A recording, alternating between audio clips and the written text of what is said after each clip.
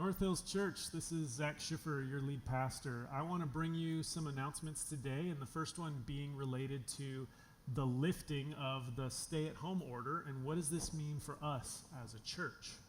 I'm really excited that we're seeing some of the restrictions drawn back and that those are loosening. We can get out and about a little bit more easily, and the governor has given us specific instructions on how churches should, try to come back stronger but stay healthy and basically remain careful that we're not spreading this disease. And so for the time being, we are going to continue meeting online. And I felt that collective groan right there. But here's my reasoning why. The order that the governor's following is tied to the federal guidelines, which say that if we were to meet together, we have to have 6-foot distancing between our family members, and that's really just not how church was designed to operate, right? Like when we get together, we can't help ourselves. We love each other, we got to hug on each other, shake hands, smile, talk, all this kind of thing, and we sing like at the top of our lungs to glorify God, and what we're trying to prevent for the spread of this disease is not conducive to us doing any of those things. Can you imagine, I already sound kind of, rough, singing and stuff, but can you imagine how weird it would sound if I was all muffled up with a face mask on singing here in church?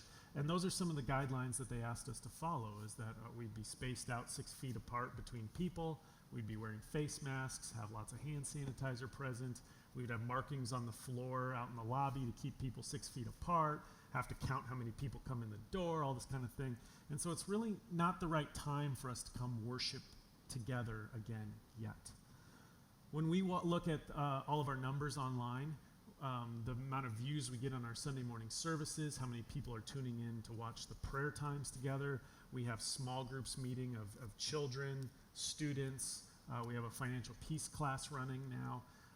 All of those numbers actually look like really good engagement, really good in attendance. In fact, more people are tuning in and watching our services online than we had in attendance at Sunday services prior to the stay-at-home order. And so we are still doing church. We are still gathering together as God's people, encouraging one another. And I know it's not in an ideal situation, but it's for the safety of our church members. And so we are going to honor our government officials and the orders that they've asked us. And we are going to continue to do this online order, these online services for at least another 2 weeks while we wait for the next executive order to be issued and while we watch the numbers of new COVID cases that are cropping up.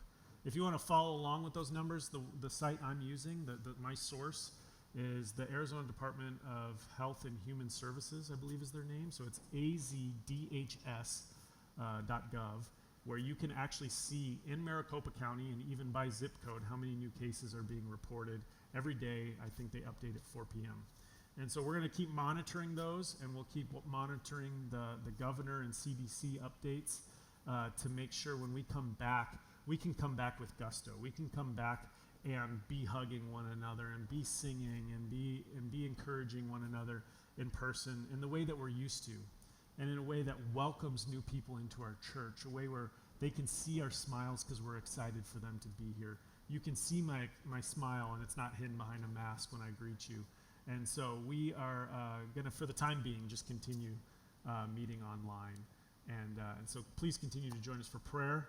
Continue to jump in on the kids at their Facebook page is North Hills Extreme Kids for their stuff. Jared is going to continue leading students groups.